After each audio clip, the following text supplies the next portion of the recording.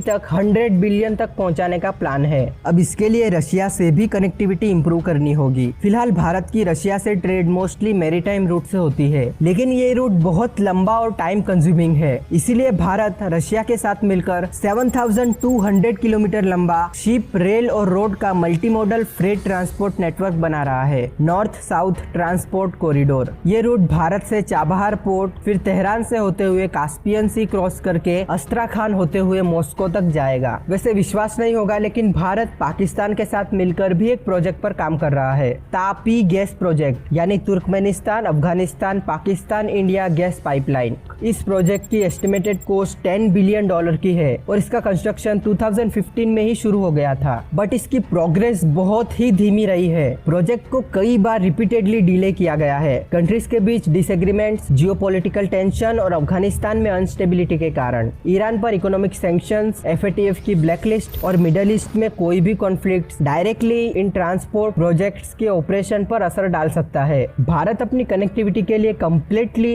इन projects पर dependent नहीं रह सकता। भारत को इस पूरे गेम को अपने फेवर में लाने के लिए एक ही रास्ता बचता है, गिलगिट बाल्टिस्तान पर फिर से अपना एडमिनिस्ट्रेशन स्थापित करना। इससे न सिर्फ चाइना और पाकिस्तान का लैंड कनेक्शन टूट जाएगा, बल्कि भारत रेल, रोड और पाइपलाइन द्वारा श्रीनगर और कारगिल से स्कार्दू, गिलगिट होते हुए इरशाद पास से अफगानिस्तान, सेंट्रल एशिया और रशिया तक डायरेक्टली पहुंच सकेगा। ट्रेड शुरू होते ही जम्मू कश्मीर, लद्दाख, हिमाचल प्रदेश और पंजाब की इकोनॉमी बूम होगी और ये वैसे ही ट्रेडिंग सेंटर बन जाएंगे जैसे सिल्क रूट्स के टाइम पर थे। बट प्रैक्टिकली ये सब करना इतना आसान नहीं है। पाकिस्तान की हिस्ट्री का सबसे बड़ा project China Pakistan economic corridor Gilgit Baltistan से ही पास होता है। चाइना $62 बिलियन के बजट से जिंगजियान प्रोविंस के काशघर से बलूचिस्तान के ग्वादर तक ऑलमोस्ट 3000 किलोमीटर लंबा रोड, रेल और पाइपलाइन का नेटवर्क बिछा रहा है। चाइना के अकॉर्डिंग ये प्रोजेक्ट उसे ट्रेड के लिए एक शॉर्टर रूट प्रोवाइड करेगा, ताकि वो मलक्का स्टेट पर से अपना डिपेंडेंस कम कर सके। इसके अलावा इस प्रोजेक्ट द्वारा चाइना जिंगजियान में इकोनॉमिक डेवलपमेंट करके वहाँ की सेपरेटिस्ट मूवमेंट्स को कंट्रोल में लाना चाहता है।